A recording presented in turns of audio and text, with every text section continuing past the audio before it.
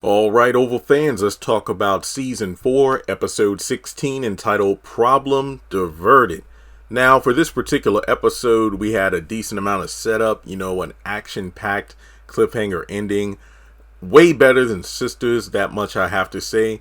I would have to give it a score of about a 7 out of 10. I thought it was really solid as an episode overall.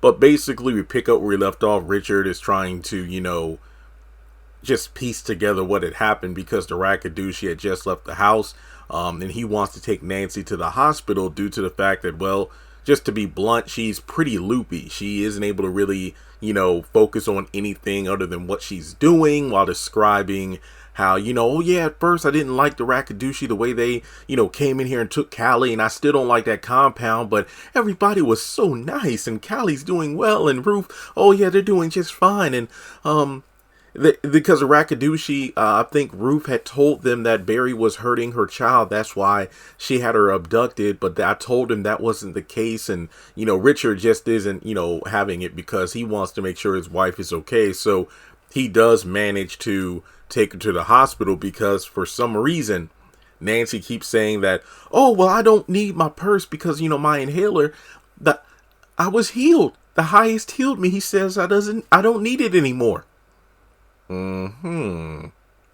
So, while they're at the hospital, the doctor is actually telling Richard that her vitals are fine and there's nothing wrong with Nancy whatsoever. It's just the fact that Richard is adamant on getting a drug test, but the thing is the results of the test wouldn't be back for a while. So for now, Nancy is free to go home. So,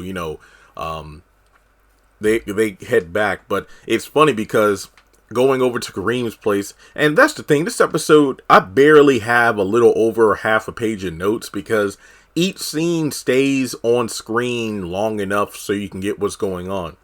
Kareem and his cousin, they're in the apartment. Kareem won't let Sharon in. She keeps banging on the door and whatnot, saying, what are you trying to hide from me? And I mean, Sharon just...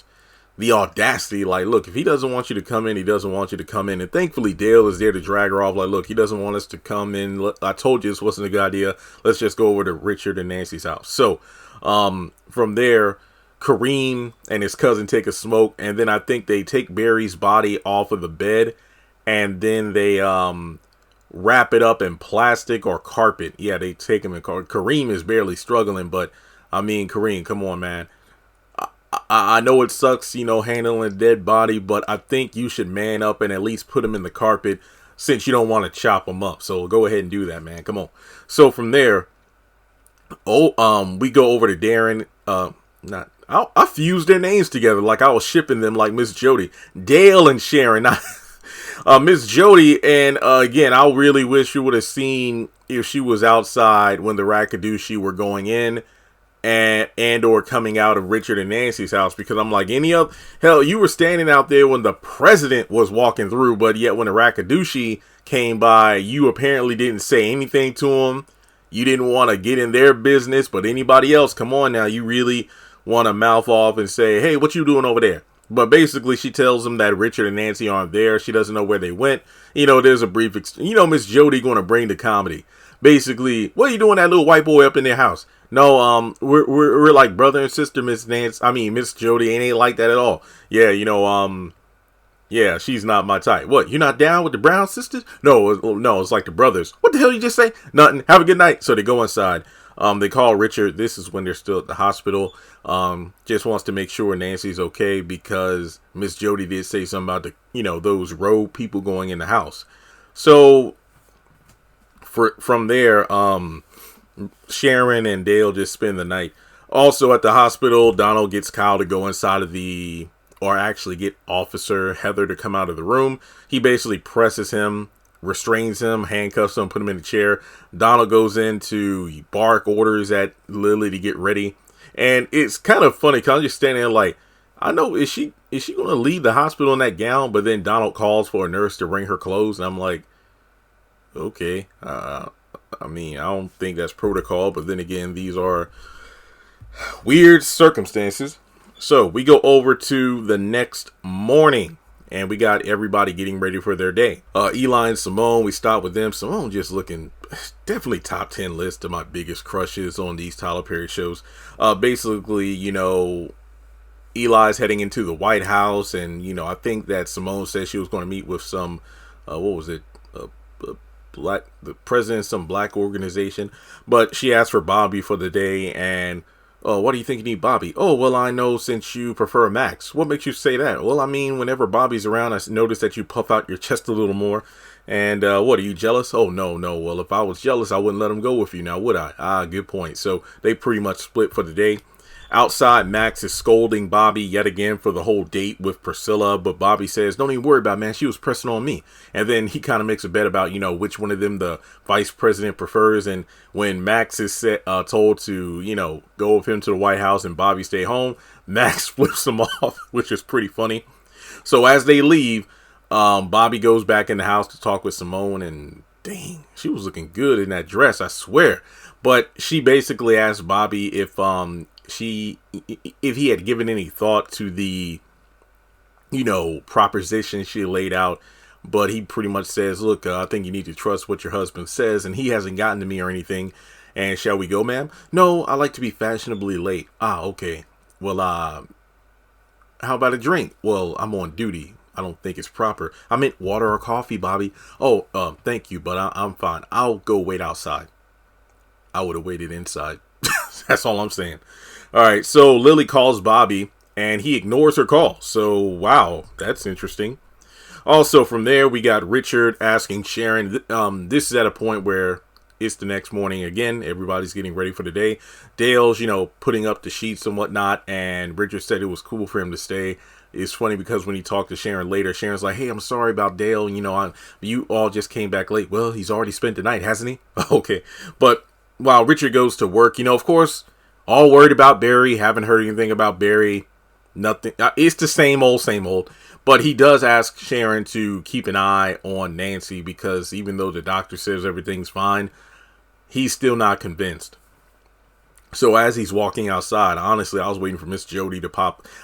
Every time somebody walks up or down the sidewalk into their house, I'm waiting for Miss Jody to just be leaning on the fence there.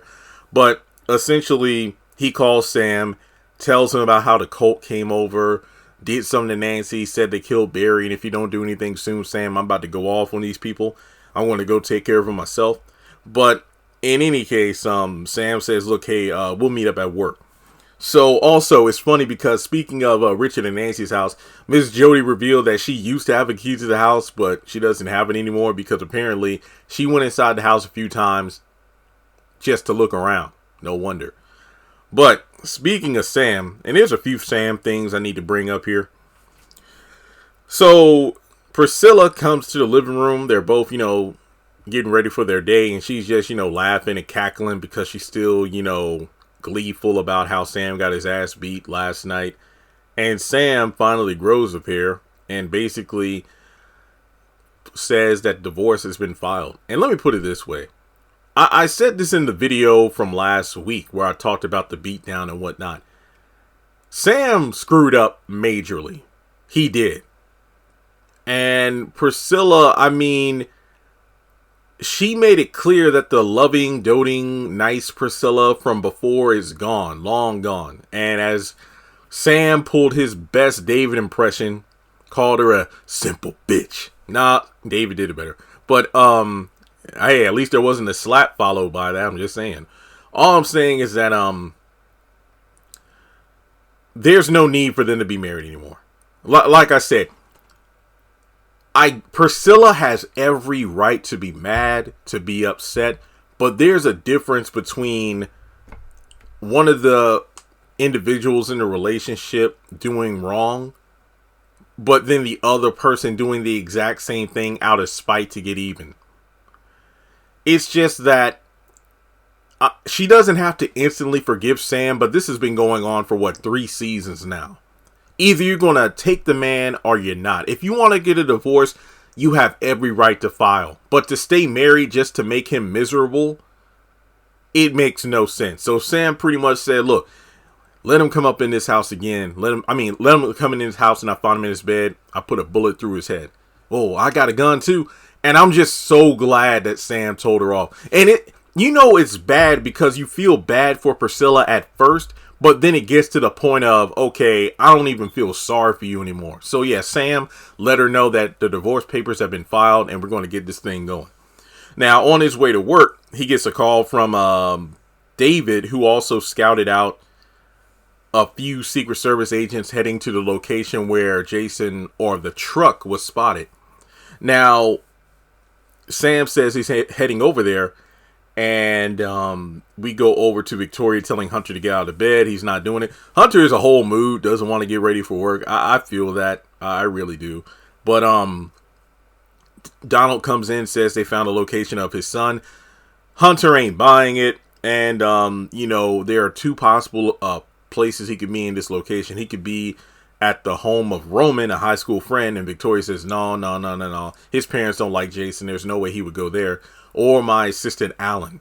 So they go down to the Oval, minus Hunter, to go see the strike team. But Hunter doesn't want to go down there. He stays in bed. And then the final scene is Alonzo and Alan both saying how they got to go to work soon. What's the next move? Alonzo calls Sam, basically, can't talk directly about it. So he calls from a different number or something. But basically he lets him know, hey, the package is here. And then Sam says, hey, you got to get the hell out of there right now. And right as soon as he gets off the phone, Alonzo's like, Alan, we got to go. Wait, what? Boom. Door crashes in, smoke bomb. And they get Jason to get the heck out of there. So yeah, pretty action-packed episode towards the end. But, hey, kind of more of the same in terms of the dialogue and whatnot. The plot is slowly moving along. But like I said, this was a lot better than Sisters. I'll tell you that right now. But let me know your thoughts in the comment section below. Like and subscribe, and I'll catch you in the next one.